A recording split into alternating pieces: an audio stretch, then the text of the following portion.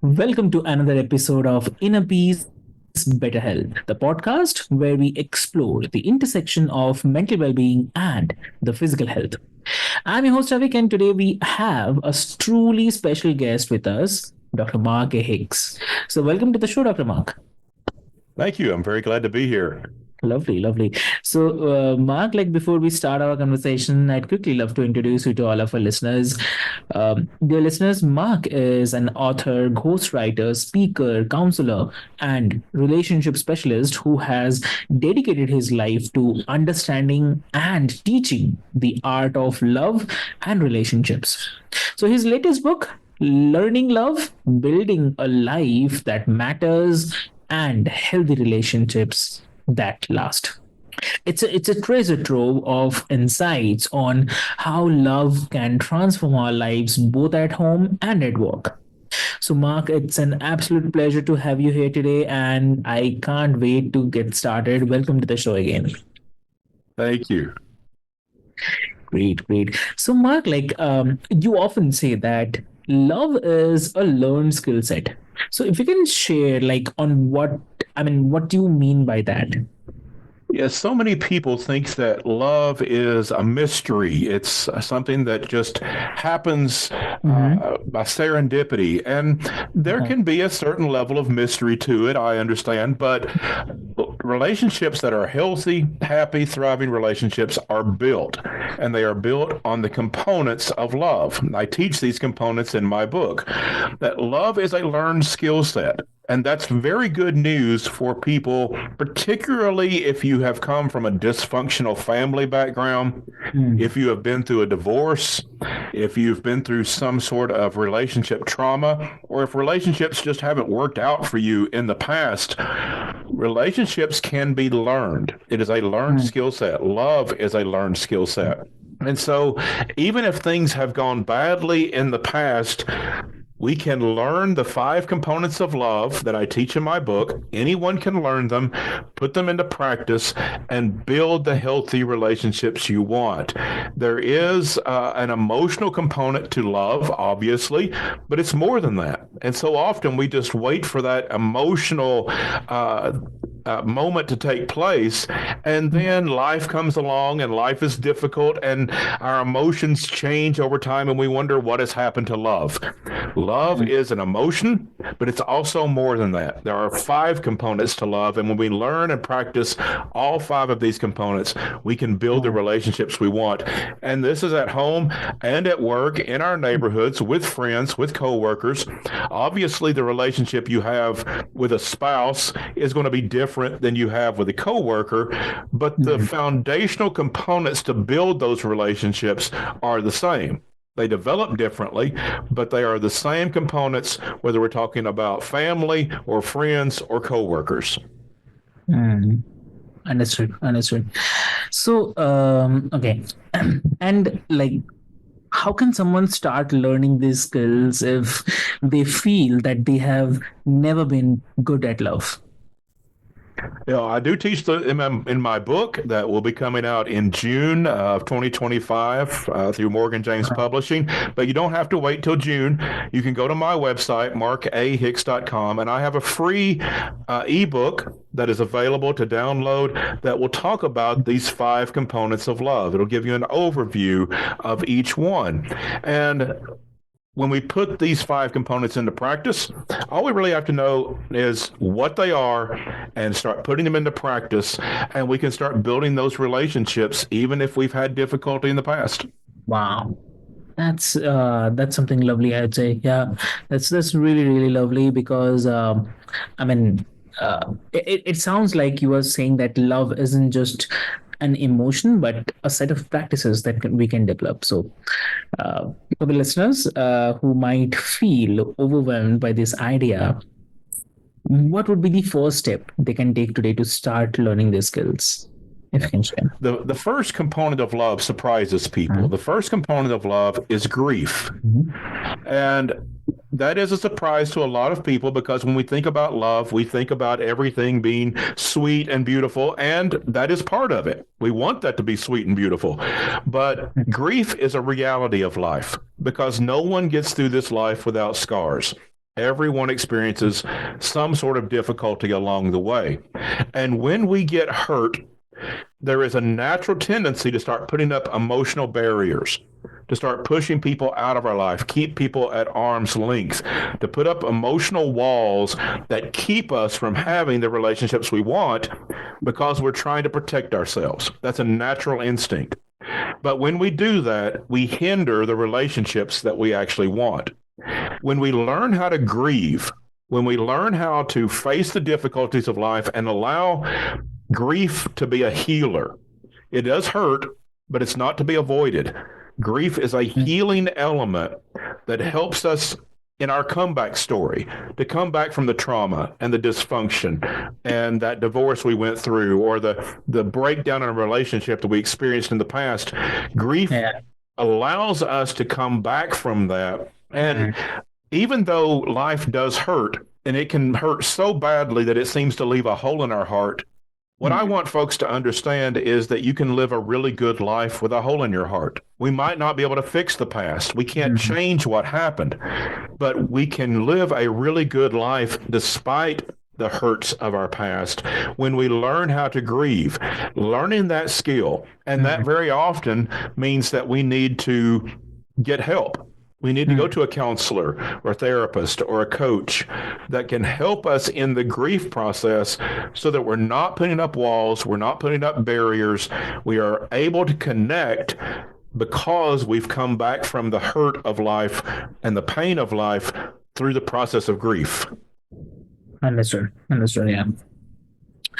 And also, like about your book, you mentioned 5 components of love. So if you could also walk us through these components. Yeah, the components, the first one is grief, as I mentioned. The second one is emotion. That's the one everyone knows. That's a natural thing for a lot of people. But for some people, it's not. Some people have a great deal of difficulty sharing their emotions and connecting on an emotional level. They're more reserved. Maybe they're more cerebral in their thinking, and emotions come more difficult. And for those people, I say it's a practice. Just do it a little at a time. Just start sharing a little bit of emotion at a time, and you'll get better. Like every other practice, like every other thing you do, you get better as you go. The important thing is that the people who you care about in life need to know you care about them. They need to hear it. They need to hear you express it. And so learn to have those emotional connections. For some people, it comes naturally. I don't have to teach them anything. But for those that it does not, just practice. Start small and start practicing connecting on that emotional level. Now, the third component is something that is more comfortable for those cerebral type people, and that is practicality. This is a balancing of emotion. Emotion brings us together. Practicality keeps us together. That is the element of doing the right thing every day to make our relationships healthy. These are things like if you're in a marriage, you need to learn how to manage money, of how you're going to handle money in the relationship, of how you're going to make decisions about parenting if you have children, of household chores. For some people, that's part of their culture, that men have certain chores they do at the house and women have others. Other cultures, that has to be discussed and come to an agreement. And so depending on your culture, depending on your background, a lot of things have to be discussed to make that relationship work, to come to agreements. We need to do things like keep ourselves healthy as much as possible, because our physical health affects our emotional health. And so we need to exercise a little bit, drink plenty of water, do the basic things of staying healthy, and also staying mentally healthy, taking care of our mental health, seeing a counselor when we need to. And some people have a hesitancy to do that, but I always say that we see a doctor for our physical health, and we see a dentist for our teeth, and we go to a mechanic if we need our car fixed. Why would we do any less with our emotional and mental health? We need to see a professional. If we need help in that area, don't hesitate to get that professional help.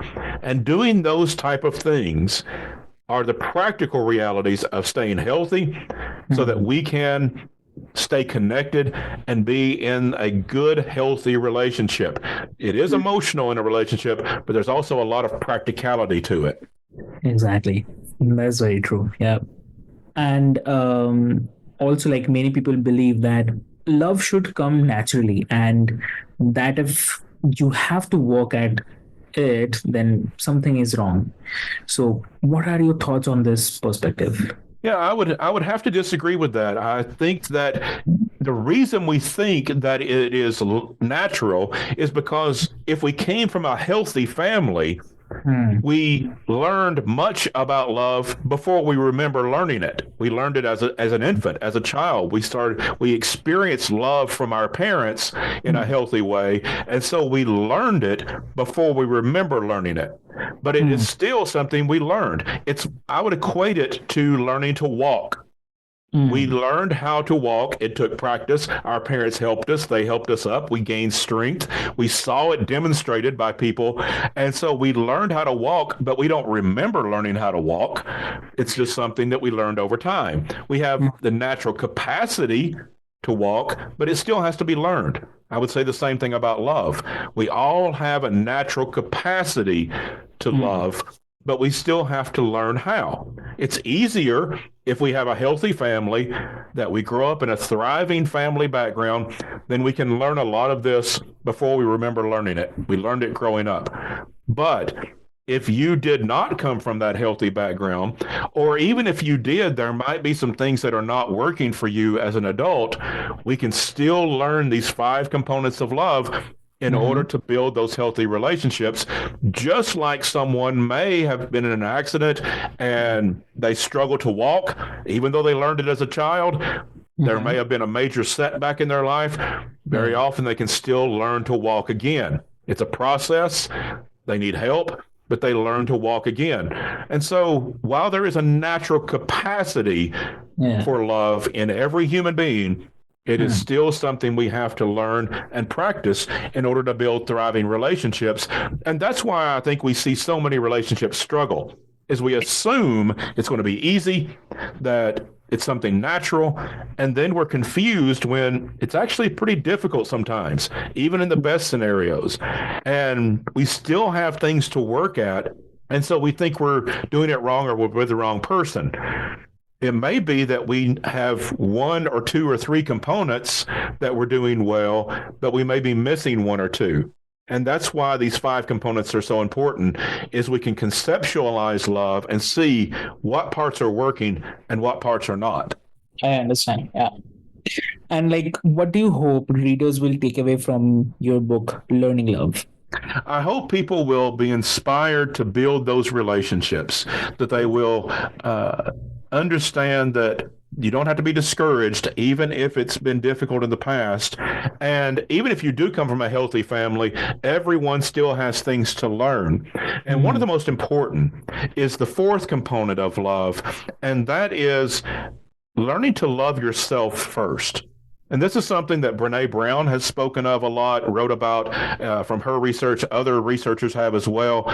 It is so important to love yourself first, because love Hmm. is not a commodity like money. If you need more money, you can work a second job or take out a loan from a bank or maybe borrow money from a friend or family member. There are Yeah. ways to get money. Love is not like that. Love is organic. It has to be grown within us. And our capacity to love other people depends on our capacity to love ourselves and accept ourselves. So many people think that if we get people to love us, that we'll be validated and we can love ourselves. There's a certain logic to that, but it doesn't actually work that way. We have to love ourselves first. And so I hope as people read the book, they will learn these five components. They will learn to love themselves, accept themselves, and thrive in that love, so that they can love other people and practice it in a real way, so that they can build the relationships they want. There was a study from Harvard that took place over 80 years, studying what makes people really happy. What brings contentment? What brings peace? What brings a happy life? And it was found to be relationships. People that are in happy, healthy relationships are happy in life. They have more contentment, more peace, and are generally healthier people overall. That this is what brings what we are looking for in life. And so I hope as people read my book, they can conceptualize that love is that learned skill set and be inspired to know that they can learn that in their life to build the relationships they want. Wow. That's really, really lovely. Yeah. And also, like, how can listeners apply the lessons? I mean, I'd say if you, I mean, that you mentioned on your book, so you can share. I'm sorry, say it one more time. I missed that. So, how can listeners apply the lessons from your book to their daily lives? Yeah, it is a practice. It is something you apply every day. This is not love is not something we arrive and we have achieved and that it's ended. We don't reach a championship and it's all over. It's something we practice every day. And sometimes I think when we start using language like falling in love, we think that it's just a one-time thing that we fall in love and that's it for life. It's not. It is a practice every day. It's something that can be applied every day. And so I hope listeners, as they read my book, will find those components that they need to work on and use that throughout life to measure how their relationships are doing and what areas they need to work. And it gives a way to, on a practical level, to have that guidance to build those relationships, not just hope they happen, but build them in the right way. Place. That's great. That's a wonderful takeaway, I would say, Mark. I think our listeners will find a lot of value in your book and the insights that you have shared today. So, thank you so much, Mark, for sharing your wisdom and insights with us today. And it's been an enlightening conversation. And also, I'd love to mention that I'm sure that our listeners have gained a lot from it. So, for those of you who are tuning in, remember that love is a skill and we can all learn and improve upon. So, if you are interested in diving deeper, so be sure to check out Mark's book, Learning Love, Building a Life That Matters, and Healthy Relationships That Last, which is also available wherever books are sold in 2025. So, anything you want to mention, Mark, like where particularly they can find it much easier? Yes, I hope people will go to my website. It's markahicks.com. Make sure to get my middle initial in there, markahicks.com. And I will keep you updated on when the book comes out in June of 25. Pre-orders will be available soon. But in the meantime, you can download my free ebook, The Five Components of Love. And this will give you a overview of the components that I've talked about today and then have a deeper conversation in my book. But the free ebook is available now. I hope people will go to my website and download that. You can also find my podcast, my YouTube channel, and a contact form. I am available for speaking engagements, both in person and online virtually, as well as coaching. And so I would love to hear from folks, or just send me a contact, send me an email to let me know you heard me on the show today. I'd love for you to say hi. Wow, that's lovely. That's lovely. And listeners, thank you so much for joining us on this journey towards inner peace and better health. And if you enjoyed this episode, please subscribe, leave a review, and share it with your friends, family, or someone who actually needs to know this. So let's spread this message that love and healthy relationships are within everyone's reach. And until next time, take care and keep striving for that inner peace and better health. So thank you so much.